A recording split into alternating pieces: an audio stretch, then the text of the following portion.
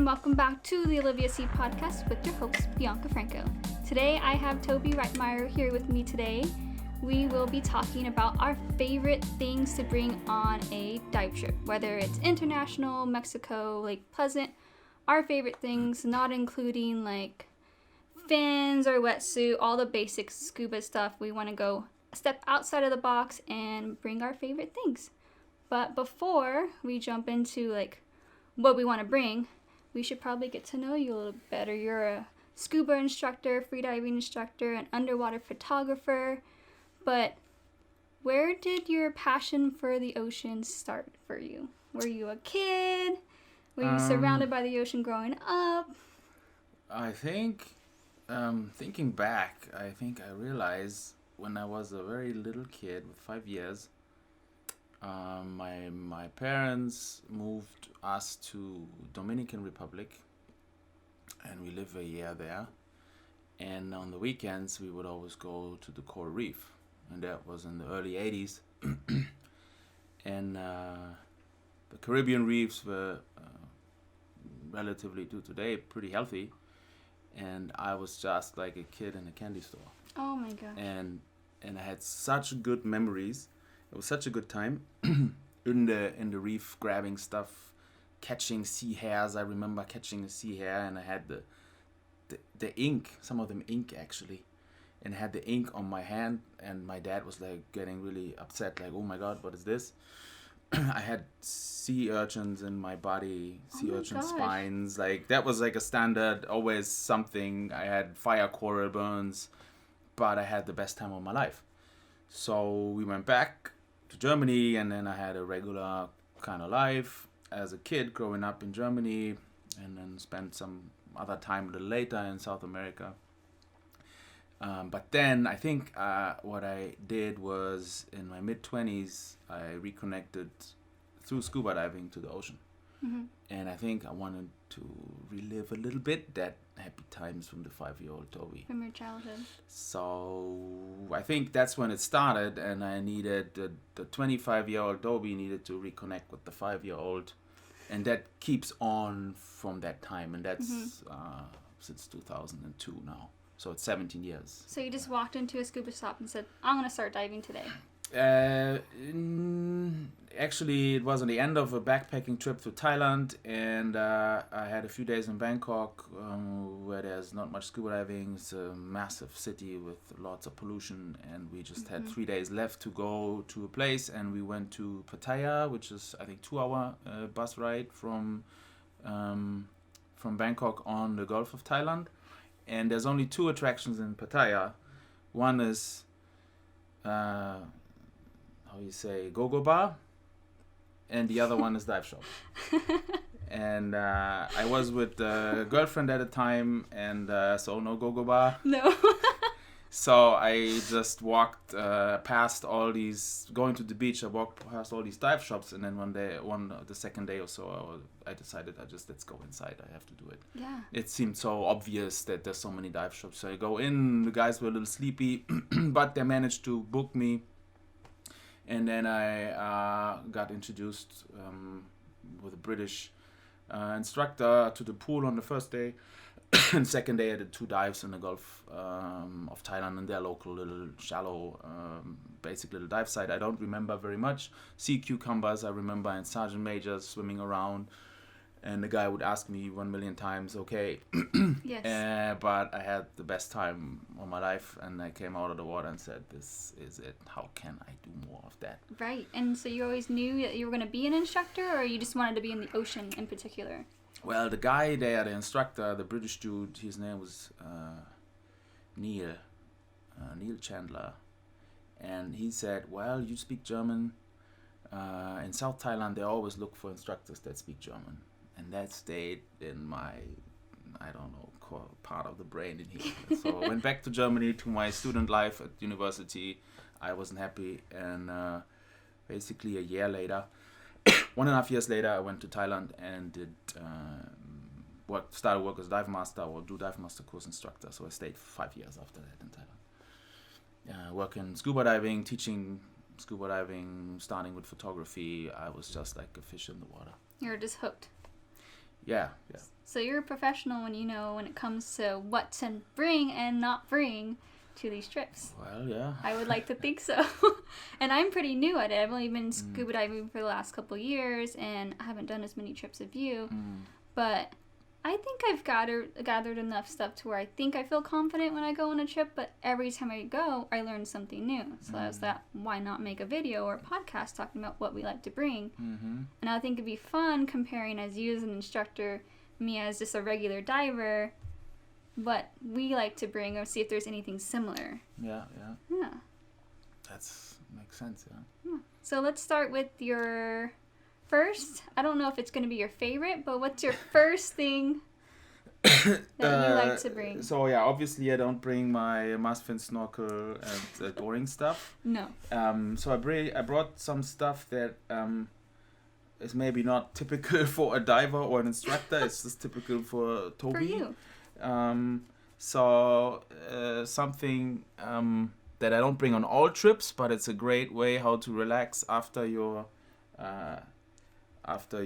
dives on the boat, riding back, sitting on the side with the salty hair, sitting on the side of the boat, looking out of the water. This is called a mate tea.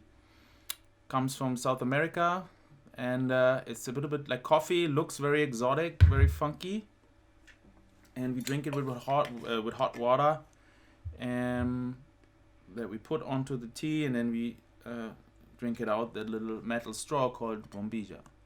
And it's like a social drink, because I've had it a couple times before. And is there a particular way you should drink this? You mean temperature-wise, or? I was told you're supposed to hold it a certain way before you drink it, and I don't know. You want to try, or? I mean, I don't know if there's some other etiquette I'm not aware of. There's a certain way how to make it taste. You can mess it up. Like people sweeten it and stuff, but this is good as it is. Kind of tastes like almost a little bitter. Like it's not bitter, but like green tea. Very similar to green tea. Maybe like just plain, no like sweetener or mint. Just plain green tea. Yeah, it's. And you kind of just pass it back and forth, and it's like a social. Yeah, there's the guy. I think it's called I'm not sure. Matero. That's the guy that always puts water in, and he gives it to each person in the circle. Oh, really? There's a special person that puts the water in? I didn't know that. Yeah, there's one guy. He makes sure that everyone gets equal amounts. Oh, shit. And then when it's washed, you need to kind of. I mean, I'm really just not an expert, but when it's washed, you can move the bombilla around and access different areas. But yeah, like with this kind of load, I would drink 2 of those. I don't know what that is, 500 milliliters. So maybe 2 of those, and then it starts to get washed. And then I also start, okay, it's enough maybe. And that gets you super caffeinated. You're hyped. That's what I remember when I drank that before. Yeah. So I'm gonna be up all night, is what you're trying to say. It's just a fun social drink, and it makes you really be awake and alert, and hydrates really well. It's a natural isotonic drink. You don't need to buy Gatorade or something. This is really the best natural drink. Comes from the Indios in South America. So when you bring this to your dive trip, so do you keep it just for you can stay pumped and ready for your dive, and hydrated and? Yeah, you have to just put it in my dive bag, and then we fly over to wherever we go, and then I have that on with me, and I need to make sure I get the hot water before I go on the boat. Right, so you bring this on the boat with you. Yeah, that's the whole idea. And then socialize with other divers. I mean, it's like I'm the exotic guy with this thing. Everyone just Toby. looks at, what is this? And then, wanna try? No. And sometimes when I put it on the side, I see that someone looked into it and took it out, and nobody in like Europe or North America knows really what that is unless he has some exposure to it or background. Right. And the Asians anyway don't know what it is. But it's just a fun little thing. I don't bring it on every trip, but it adds some kind of peacefulness to my diving or the surface after diving. I don't know. If I never saw that before, I'd probably think you're a little weird for bringing that on the boat. Yeah, it's kind of... Because it's so different. I'm used to people bringing their big jugs of water or anything on the boat. So... Yeah. Well, this, I'll go to my thing, is kind of similar to yours. I like to stay hydrated too, but I bring a Camelback. So I fill it up with water because no matter where you go, like Mexico or when we went to Bali and stuff, I would fill this up before I go on the boat. And I'm always kind of unsure of how the water is when you're not like traveling overseas or going to a country you're not familiar with. So I fill this up with, sadly, water bottles. I know everyone's going to give me a hard time about that. But there's no other way to go around it if you've never been to another country that you haven't been exposed to the water. But I also like bringing this on the boat because everything, like my phone, anything I need to bring that's small and I need to keep away from getting wet in the water, it's perfect. So it's like a 2-in-1. So I don't need to bring Ziploc bags or anything. I just throw anything in here that I want to keep dry, and then I keep hydrated. And I don't have to carry it, really, because it's on my back. It's like a 2-in-1. Yeah, what I always wondered, I never had one of those, but if I have water in a bottle like this, after 3 days, stinky water, will, in these Camelbacks, the water get this taste as well? Is there some biological activity in there? What I do, I take the bag out and I put it in the fridge overnight. Oh. So it keeps the water fresh. Just like a water bottle, because it's plastic. It's a plastic, like... Is it even, how you say, And insulated? That it will stay longer cold? Mm-hmm. Really? Yeah, well, it depends on, like, you can get really fancy ones. Maybe you can get the fancy. And get, like, a cheaper one. They're all different. This is one of the cheaper ones. But, I mean, it lasts forever. But when I'm out diving, I drink it so fast anyways. But this keeps about, like, 1.5 gallons in here. So I'm good. And usually people are drinking from it as well. So I run out of it pretty quick. But if I have leftover water, I just throw it in the fridge. And then there's nothing wrong with it because it's just like a plastic bottle. Cool. Yeah. So that's one of my favorite things. It's not as cool and exotic as yours, but it works. I love it. And if anyone see me on any pictures or trips, this is pretty much what I have with me on every trip. And I throw all my little things that I think I need in it that I probably don't need, and I throw it in there. But yeah. What's your next? My next, I can do another nerdy one, or yeah, let's do just to get it out of the way. So, what is this? That is your neti pot. It's so great. Yeah, I also, again, the same like the mate, it's not a must. It's just something that helps me with equalization when I do, especially for the freediving stuff. Equalization gets really critical, and your sinuses need to be free of any stuff, congestion, so I can descend efficiently head first. Scuba diving, equalizing is important too if I can't equalize, but since my position is head up, and I can really gradually descend, I don't have to rush down, it's much easier. But the neti pot will help with both of those. So what I do, and people do that use it usually, we need the right water, we need the right salt, and we need the right temperature. So we need to make sure those things are all right, because we don't want to get anything nasty into our sinuses. And then we put it on one side and rinse the sinuses on one side, and then the sinuses on the other side. And I like using that because I don't really like to take the Sudafed or any kind of medicine. It makes me really drowsy. So I like using that instead. But I brought mine with me just so I can show the comparison. This is the one you can get at the store. And it's not as fancy as yours, but it works just the same. You just put a little salt, a little like room temperature, a little bit. I like mine a little warmer than room temperature water. And then lukewarm. Pour it in. And clears everything out. It reminds also, my good time in Thailand, 5 years, when the low season would hit. The diving was always a little rougher. There was more waves and rain.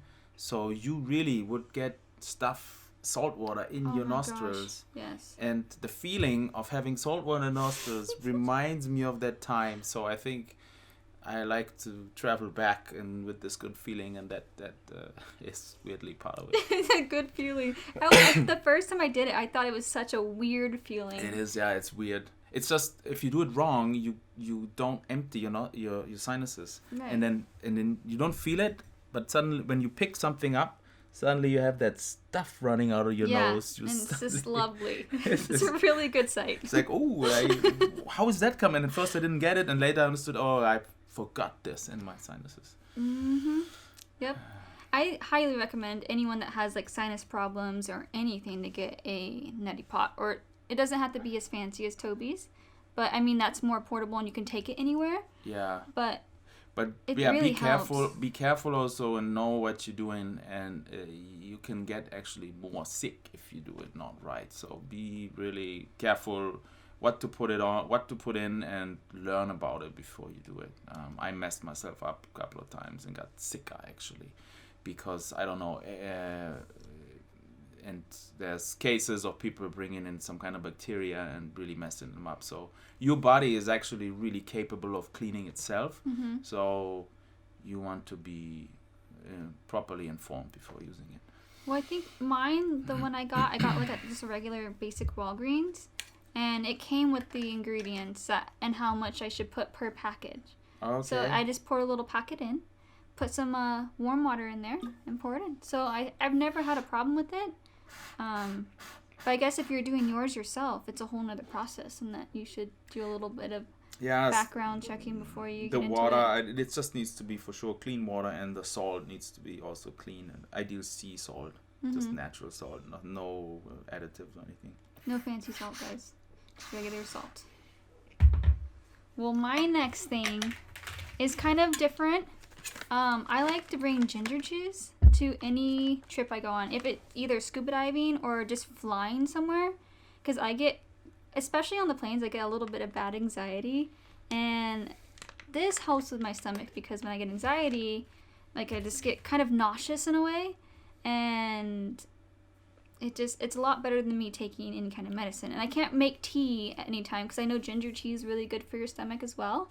But sometimes I just don't have the materials to make tea. So I just throw those in my backpack, in my little fancy backpack, and eat those. And when I don't normally get seasickness in either, but there is some times when people are having a rough time on the boat. And then I start to feel like I'm having a rough time on the boat because they start getting sick. So I just pop one of those in, and it makes me feel so much better. And it's such a cheap fix, too.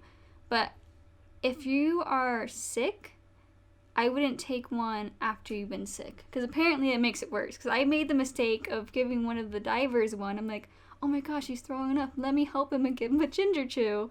And apparently I made it worse because I don't know the actual background behind it, but it did not help. So do it before you get sick is the best thing I can recommend for a ginger chew. I mean, the medication we give, or that is over the counter, the Dramamine, or what's the name? I think it's Dramamine, yeah.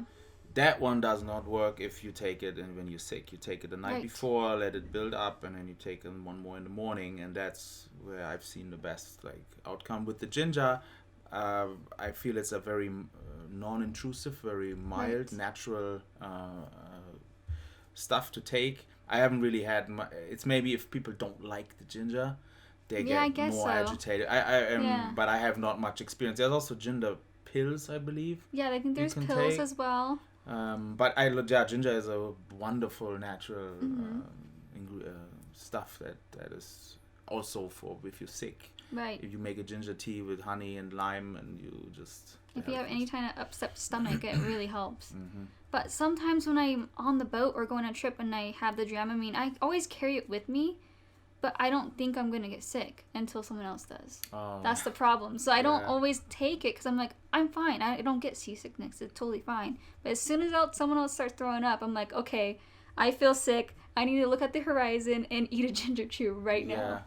But that's like the only time. So that's been a lifesaver for me because I can't just take, like you said, a Dramamine because it takes usually 12, 24 hours for it to even start working. It's not fun to be seasick. No, I I admit I got seasick once, and it's the worst feeling because once you start, you can't stop. Yeah, it's programming takes over your body. Yeah. And you just want to be in the water because whatever it is when you're in the water, it makes you feel so much better. But once you're right back on the boat, you're like, just get me in the water, please. It's so bad. But the ginger chews, I recommend anyone that has like any type of seasickness or anxiety or anything that is okay with ginger. I recommend. Gin-gins are my favorite, but they have other brands too. That one I just find to be the best tasting one. So are you gonna get nerdy now? I thought my main nerd No, items... I thought that was your core. Oh, the core book? Should I get that? Yeah. Yes, that's probably my favorite. Toby brings in another item. So when I first met Toby, we were headed to Bali because he led the Bali trip. And he was known to me as the fish guy. He knows all the corals and all the fish. So every time I had a question, I'm like, where's Toby? Where's Toby? But he was always on a different boat. Like I could never find Toby because you were the fish guy. Yeah, that's right. You missed also one of the other things, right? The shark. Yeah. We don't need to talk about that.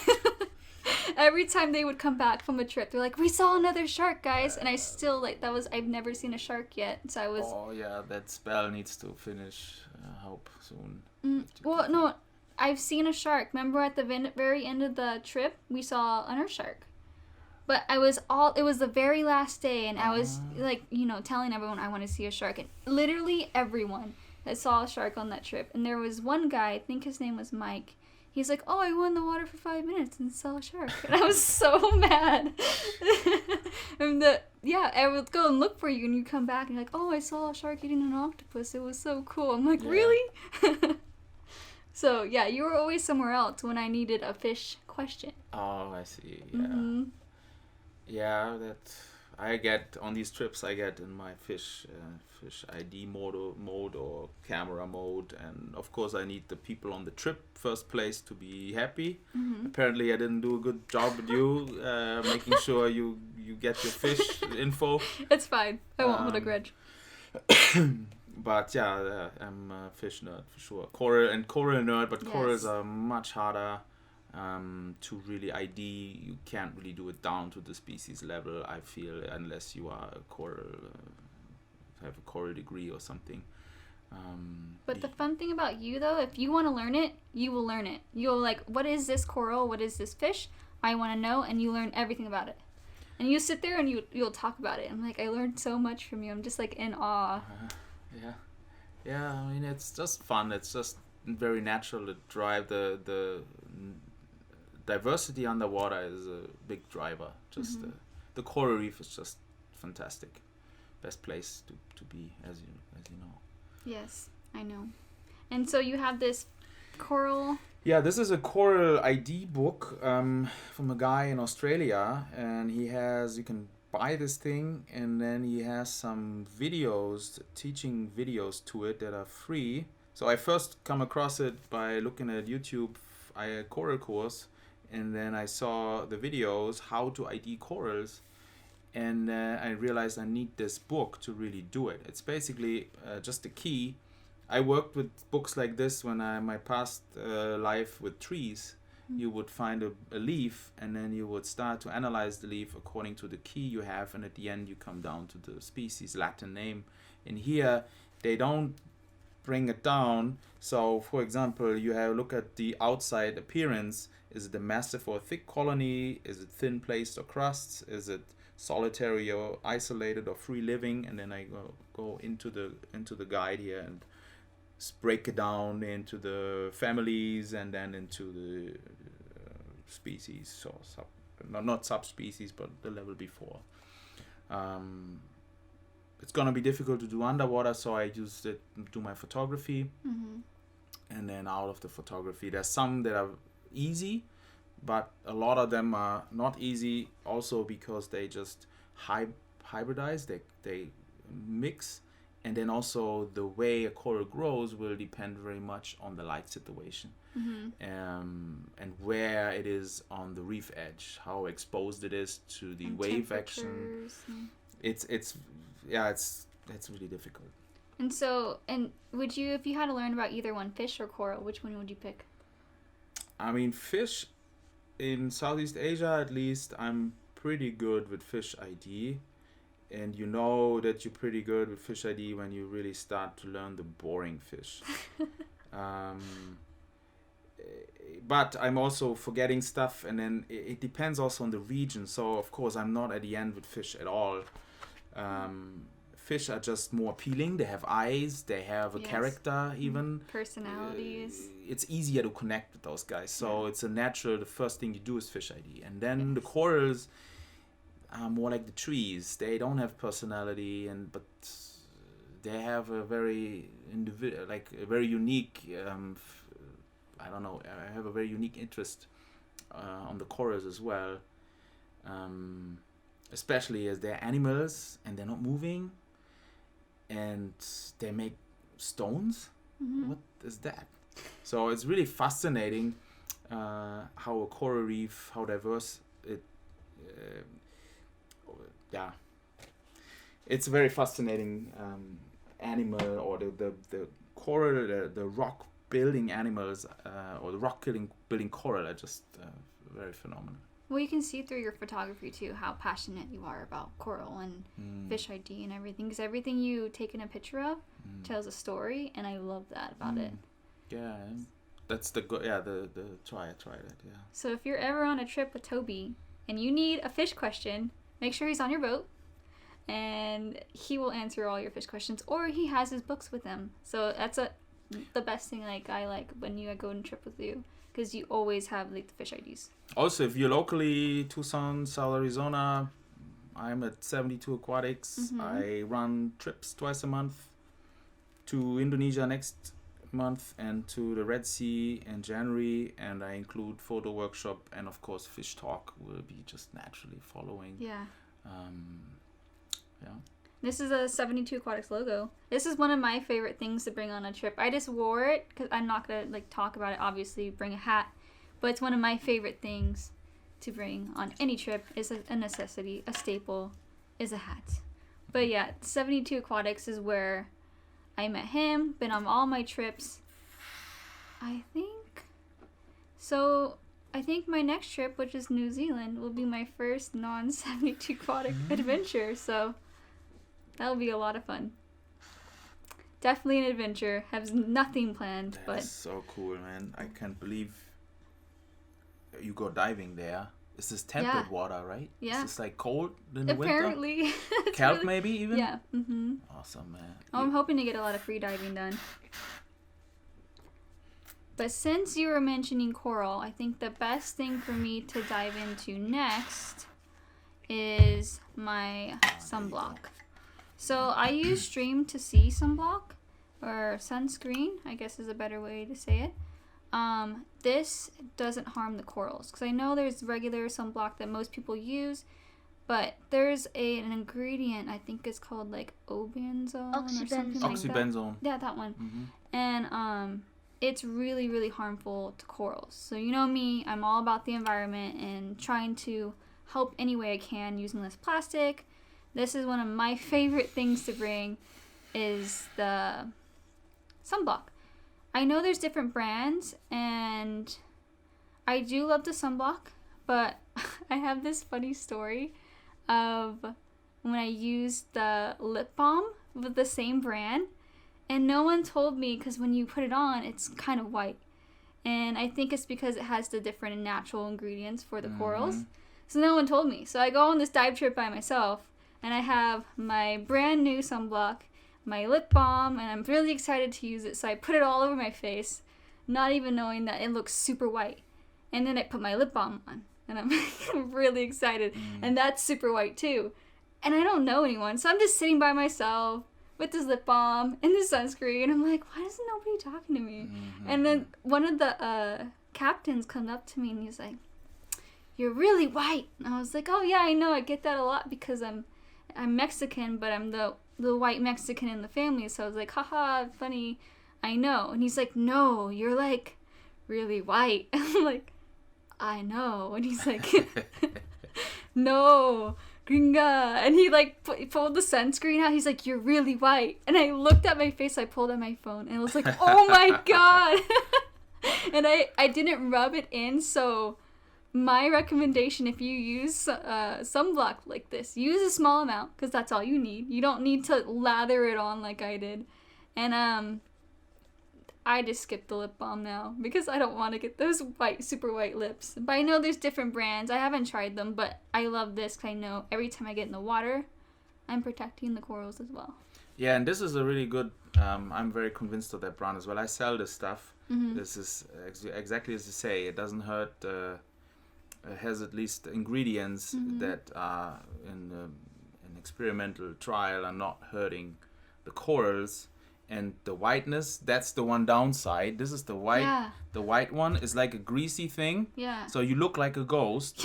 But they invented the tinted one. Yes. And that one fixes the problem. Yes. So that's what I have now is the tinted one. That is the stuff to get. Yes. But I don't use that much sunblock anyways because I normally do tan. But except for my nose, it really burns every now and then. So now I just use this and it's... doesn't hurt. Doesn't hurt me, doesn't hurt the environment. So it's one of my favorite things to keep on me. Yeah. Good stuff. I think you have... How many more things do we have? We set on 5, but I think we both brought a little bit more than 5. I have another book. Or I have the one more nerd thing. This one here. Oh, yes. This is like... So why would you bring a yoga mat to your diving trip? Probably I want to do some yoga. But why would you carry that all the way with you is what I mean. It's the value. Yeah, I take them, of course, when I do freediving excursions, Lake Pleasant, Mexico. Freediving, the warm-up is really key before you go in the water to prevent injury and to get you into the mood or zone before going in the water. That really is a key thing. I don't want to go in the water just not warmed up. It's just an important habit to develop. I take it and I realize doing the freediving that the yoga, I really enjoy the stretching, and it really trickles down into other parts of my life. And in scuba, when I go on a trip, you do 3-4 dives a day, maybe 5 even. Yeah. You carry that heavy stuff, weights, tanks, camera. The poor spine gets like, end of the day or end of the trip, you do a week of diving, you feel really broken and you come home and you need a holiday. So I realized on one of the trips, I just said, why don't I be disciplined enough to do a little bit of yoga in the morning before going on the boat? And usually I really need a lot of sleep, and I was a little skeptic if I have the discipline, but actually that was the Malaysia trip. Every morning 20 minutes yoga, and it was really big difference, the feeling at the end of the day and the end of the trip. So I just need the space for it. It's kind of big, so I'm always kind of on the limit of my space, so I need to squeeze it in just at the end if I have the space. But then I think it makes a lot of sense for scuba divers to do that. Well, if you're just driving over to Mexico, like you said, or Lake Pleasant, or then it's easy. Then you can just throw it in your car. Because when you taught us at the freediving class, you rolled out your yoga mat and you're like, we're doing yoga, and so you're already teaching it with your students, which I think is really cool. Yeah, for freediving for sure, and for scuba, I think there's a lot of applications. So scuba people, they're not the same type like freedivers. They like to more sit and drink their beer at the end of the dive and chill out. But I think there's some big value for them, and we always talk about. My wife is a yoga instructor, so we always think about having a scuba specific yoga workshop. I think that'd be really cool, because I go to a yoga class nearby, and she was asking people's occupations and what they do for a hobby, and I was like, oh, and that's when I just started the freediving. She goes, oh, where do you do your classes and stuff? So I told her 72 Aquatics, and she's like, I need to go over there and talk about doing things together. Oh, cool, yeah. And so I'm surprised they haven't come in, because I'm sure they would talk to you about it, but it would be a really cool thing to keep those two together, because it works hand in hand. Yeah, I worked on yoga people yet. I still need to work more to Me too. trick them into freediving. Trick them into freediving. I love freediving. Mm. All right. I think, did I do 4 or 5? I don't even know anymore. I have the big one here still. The big one? Well, your big one and mine just doesn't compare. So every time I go on a trip, I always bring, obviously, you guys see my videos, my YouTube. So I bring my GoPro. It's probably my favorite thing I bring on every trip. I don't leave home without it. But I always seem to manage to leave home without an SD card.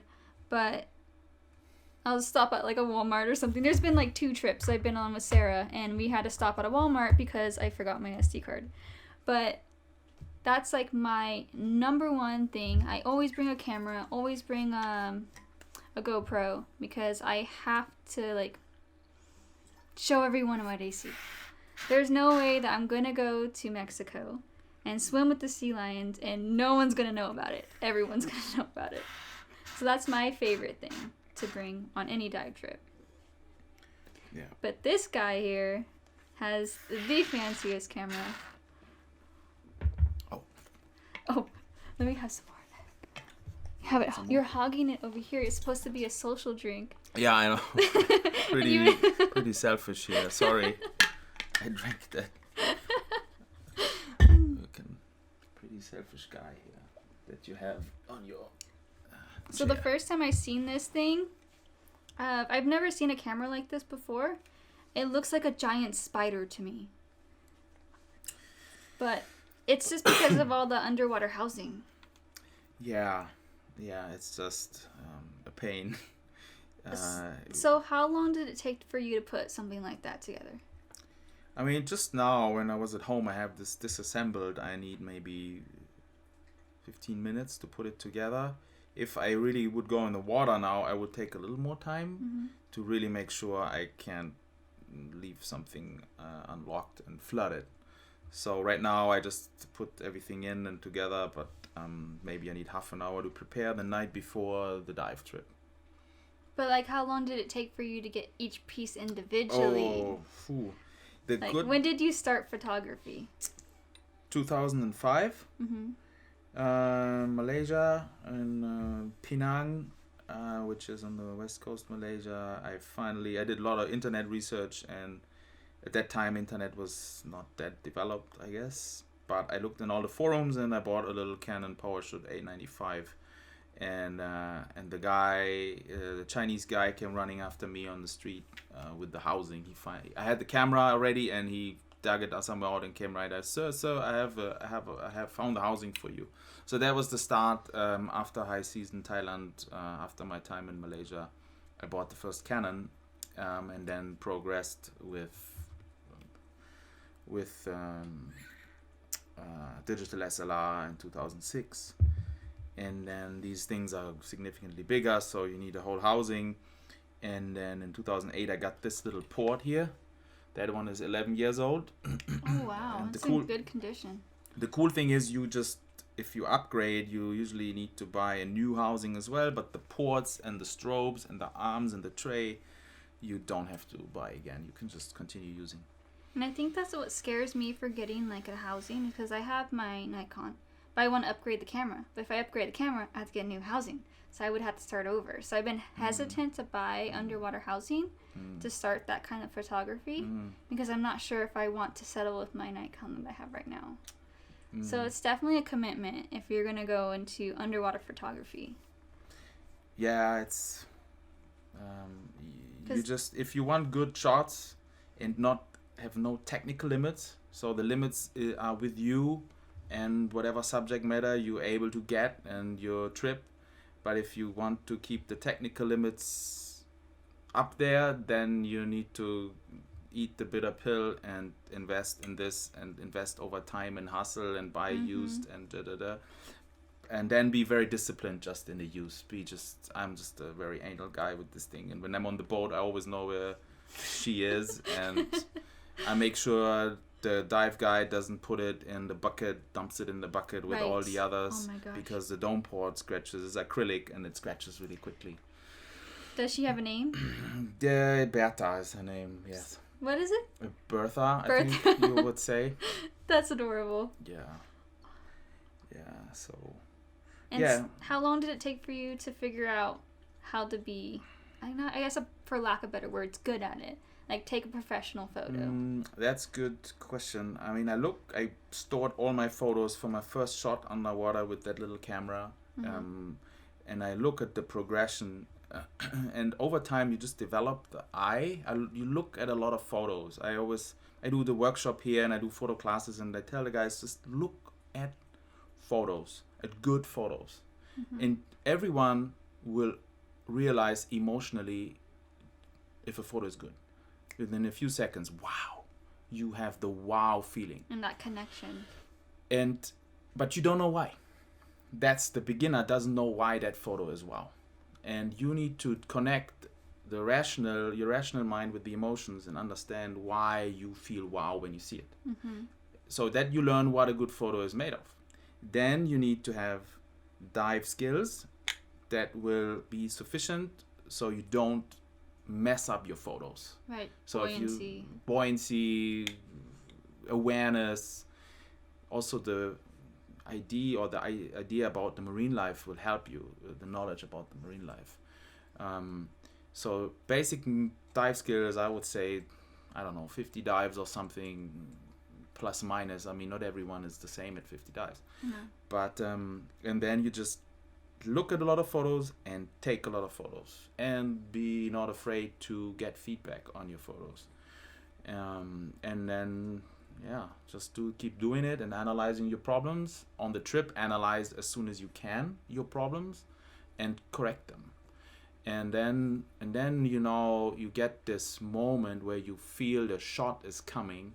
You have the sun, you have the diver, you have the two angelfish in front of the reef, and it's the one shot you have now, otherwise it all changes. Yep. That's the wide angle magic moment. And you hope your strobes are set right, are positioned right, have the right power, your settings are right, your focus is right. And then you have 1 second, and then you either have it or not. Yes. So yeah, it's just I wish I would do it more, but it's just the most fun thing to do. Well, it's hard when you live in Tucson and we don't have you can't just run over the ocean for the day and sit there and just take pictures. We don't have that luxury. We have to literally take time out of our month or 3 months and be like, I'm gonna go here for a weekend and practice underwater photography. Unless you're sitting in your pool, which could be good practice too if you're really new at it and you don't know how much it weighs. I remember Chris gave me his camera. He's like, here, use this for the dive. See what it's like. It's heavy. And I already had my weights and everything in me, and I didn't realize how heavy it was. So the entire time, instead of taking pictures, I was trying to keep my buoyancy under control because I was overweighted. So I think practicing in a pool is really key, and make sure your buoyancy before you start any photography underwater. If you're getting into a rig like that size and really big and you really want to get into getting that perfect picture, definitely take some practice.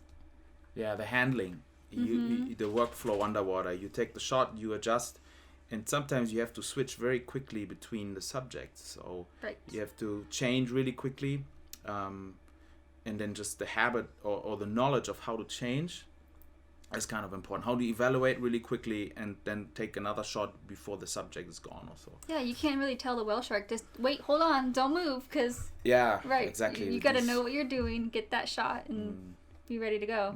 And that's why I have my simple GoPro, because that thing's always on and I make sure I get everything, but it doesn't take that picture what you're talking about, the very clear crystal picture that... But GoPro is phenomenal. It's never been easier to take good footage. It's just getting better and better with all the 4K and everything like that too. I have an older version, but it still works perfect. Yeah, but I think the important piece is to also understand that just throwing a lot of money out and buying an expensive piece of equipment will not really make you take good pictures. All it gives you is the opportunity to extend technical limits, but there's much more importance will be on your composition skills and on your determination to take the shot, and on your experience and skill level. So you should focus on that. When I meet with underwater photographers like the Sam, for example, that Samantha that you may get here, we never talk about cameras. We don't talk. She does shark photography, and this is just there's no talk about it at all. And a lot of guys that come to the shop, they will see my photos. The first question is, what camera is that? And I think from a beginner point of view, I understand it, but it's really not the camera.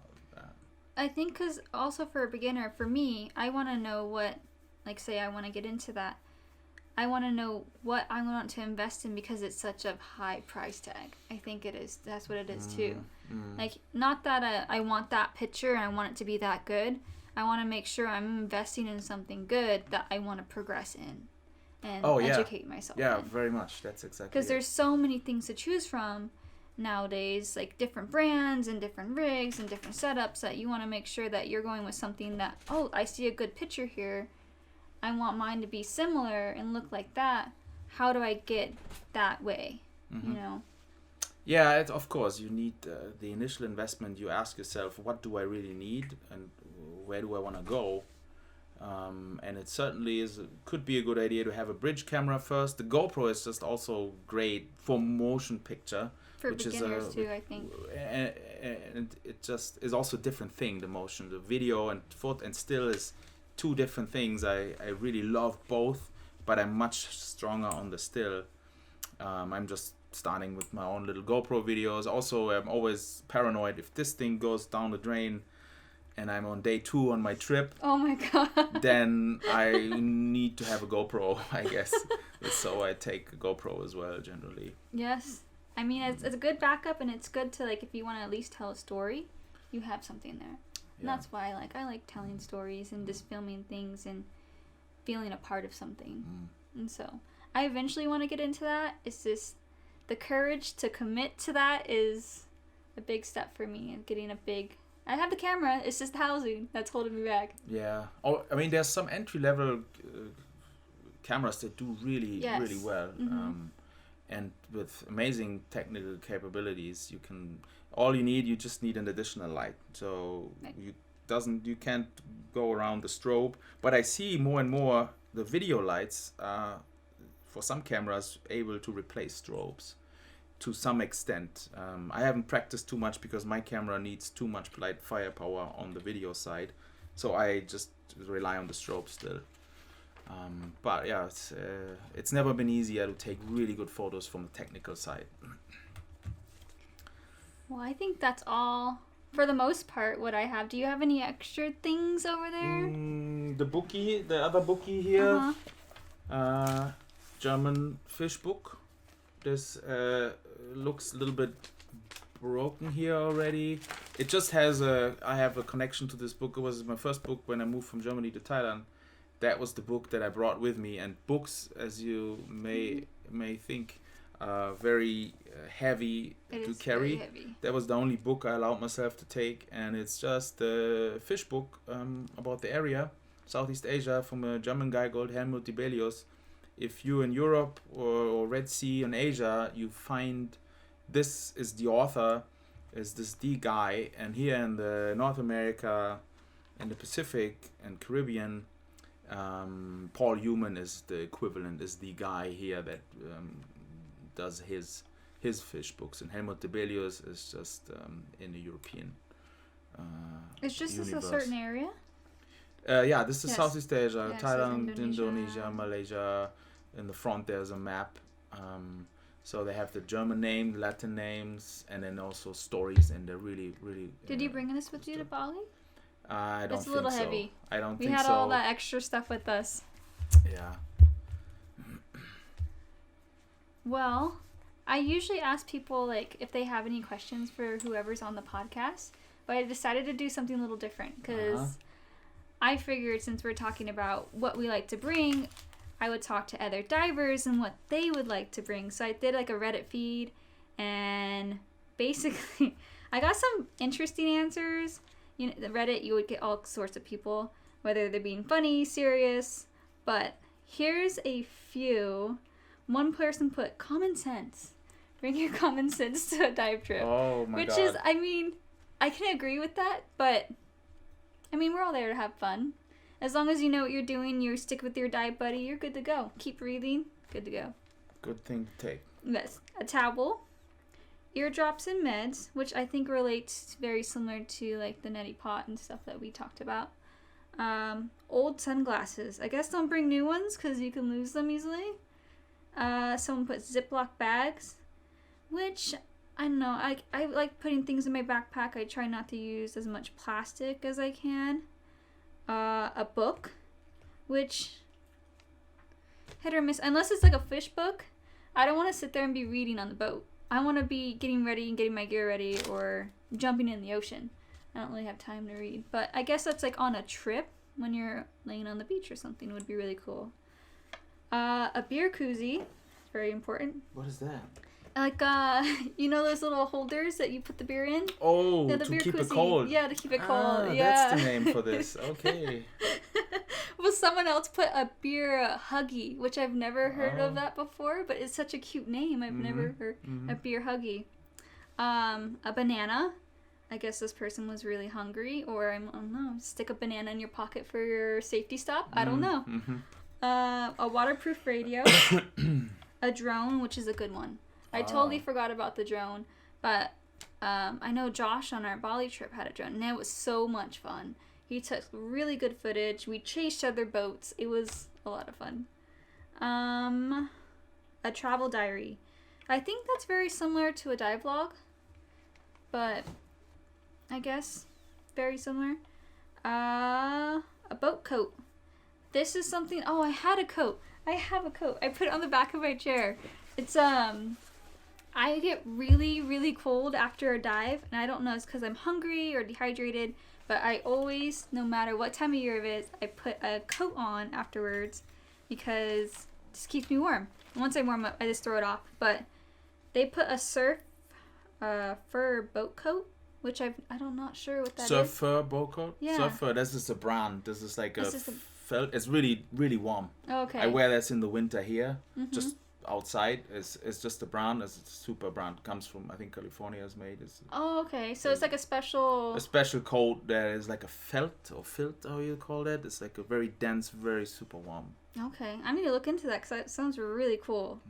And the last one, someone put malt scotch and or like a bourbon, which, you know, whatever suits you, but don't drink and dive. Is what I have to recommend. After the dive. After the dive. It's okay. I'm not going to sit here and promote drinking and diving. But other people put like, you know, passport, wetsuit cleaner, which all related to me to the necessity things you should bring on any trip. Dan insurance was another one. But I think that's things people should know about if you're going into scuba diving already, because a lot of your instructors talk about that kind of stuff. Dan before you insurance, get no brainer. Yeah. Yeah, I love Dan Insurance. I called them a couple times from Bali, but because I guess when I was trying to take a video of something, I brushed up against this fire coral, and so I got all these little red bumps on my hands. I'm like, what is that? And so someone told me on the trip, just call Dan Insurance. They'll tell you. And sure enough, they did. They said, you bumped into fire coral. What's going to happen is that all those little bumps are going to turn into scabs and it's just going to fall off. So it looks super gross, like I had some type of disease, but it only lasted like a week. Yeah. So, I mean, they're really helpful. They answer any of your questions. But yeah, that's all I got. I think what I'm going to do to wrap this all up is my last question for you. If out of everything you presented today, if you could only keep one to use on a forever trip, what would it be? You can't use any of the other things anymore. They're gone. I mean the camera, of course. Of course. I knew that was going to be your Yeah, answer. I mean the camera is 1 million things actually inside right. of it. But yeah, I mean the camera is... Yeah, I asked you. I was like, you want to be on the podcast? You need to bring 5 things. He's like, so can I just bring my camera? Because it has this piece, it has this piece, it has this piece. I'm like, no. You can't do that. You have to bring 5 separate things. Yeah. But... yeah, I figured my wife would probably say the yoga mat. Yeah. But I'm not. No, the camera. You would ditch the yoga mat, bring the camera. Gotcha. Well, thank you so much for being on my podcast. My I know pleasure. you're super busy, so I appreciate you taking the time out of your day to be it's here and talk to people about what you should bring on your trips. And if anyone knows of something that we missed, or if the Reddit people missed, let us know. You can contact us through like Instagram. I'll link his Instagram below as well. And you can see his pictures because he tells wonderful stories each time he explains a picture. Like he gets in depth where either how the animal is feeling or how he felt when he took the picture. I love when he posts stuff. So it's really cool. Go and check that out. Show him some love for being here today. And yeah. Thank you. That's great. We'll see you guys next time. Thank you for stopping in and thanks for listening. Bye. All right. Thank you so much for listening or watching this podcast if you're watching this on my YouTube channel. But a big thank you to Toby for being on this podcast as well. So he did mention as a photographer, you shouldn't be afraid to get feedback. So I had him send me some of his favorite photos and I'm going to put it at the end of this video so you guys can see some of his favorites. But I want you, as the listeners, to go and give him some feedback. So I'm going to link his Instagram below. It's TOEBSON, but I'll put it in all the show notes. And if you're listening, just hop on over to his Instagram, and you'll see all the pictures that I'm going to put on the video, and let him know what you think. And also, I'm going to link the Russell Kelly Coral book. I'm going to link the guy's profile. He has a YouTube explaining the book, basically, and it's really cool, so go ahead and check it out. And also, if you guys have any other questions about the podcast or previous episodes, I know I've been getting a lot of questions about like the plastic episode. I set up an email, so it's OliviaSeaPodcast@gmail.com. So if you have any questions, just go ahead and shoot me a question on there, or you can just reach me on my social media. It's BiancaOlivia_. If you're following me already, a lot of people have been reaching me out on there. So either way is fine with me. And I just want to say thank you for everyone for all the feedback and the reviews I've been getting and all the tips. It's been really helpful. And I just want to say I've been enjoying making these podcasts. And I'm glad people are enjoying them too. So it makes me feel really good. And I'm excited to continue to make more. So yeah, that's all I got. And thank you guys again so much for listening. And I'll see you guys or talk to you guys, I don't know how this works, in 2 more weeks. All right, bye.